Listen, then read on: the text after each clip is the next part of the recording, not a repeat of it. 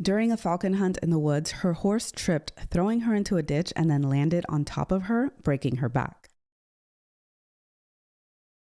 Mary of Burgundy was born in Brussels in 1457, and her parents were Charles the Bold, the Duke of Burgundy, and Isabella of Bourbon. As a child, she had several suitors beginning at the age of 5, given that she was heiress to one of the great and richest countries in Europe at that time. However, nothing came of it until things changed for Mary after her father's death in January of 1477. Mary was almost 20 years old when her father passed away, and she struggled to maintain control of Burgundy, as King Louis XI of France attempted to take over the Duchy of Burgundy. He even tried to force Mary to marry his 6-year-old son so that he could claim control of her territories. So she now found herself looking for a husband amongst her many suitors who could help her. In August of 1477, Mary wed 18-year-old Maximilian of Austria, who would become the Holy Roman Emperor Maximilian I. This had been a wish of her father's for her to marry into the House of Habsburg. Their marriage was a happy one, and they had 3 children together, their first being born just under a year after their marriage, and unfortunately, their 3rd child only lived for 3 months. They would spend time together enjoying activities like dancing, music, riding, hunting, and they both seemed to have a common love for animals. She's often pictured with an animal such as a dog or a falcon. Her co-rule with Maximilian helped make her political position stronger despite their continued battle against the French and their lack of funds. One day in 1482, while out on a falcon hunt organized by her cousin, her horse tripped, throwing her into a ditch and then landed on top of her, breaking her back. Although Mary had extensive internal injuries, she did not pass away until several weeks later on March 27th. During those few weeks, she was able to have a detailed will made out, and her son succeeded her as Duke of Burgundy.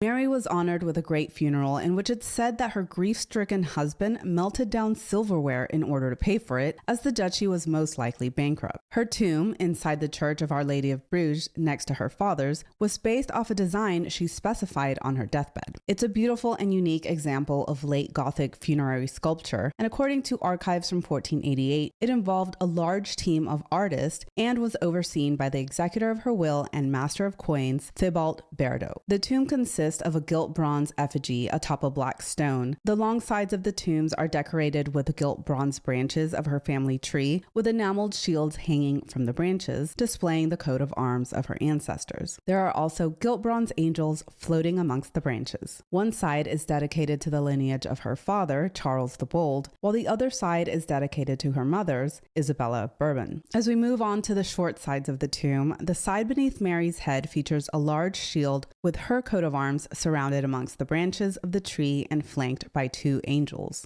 The scroll, with the letters written in Gothic script, identify her as Mary of Burgundy, Archduchess and daughter of Charles the Bold and Isabella of Bourbon. At the top of her tomb, Mary is depicted resting her head on a pillow with her hands in the prayer position as she's surrounded by the arms of her estates. On her head, she wears a coronet, and her dress features intricate designs made to look like brocade, while her cloak shows more beautiful ornate designs. At her feet, there are 2 dogs, one of those dogs very similar to the dog seen on her lap in the popular scene of her Book of Hours.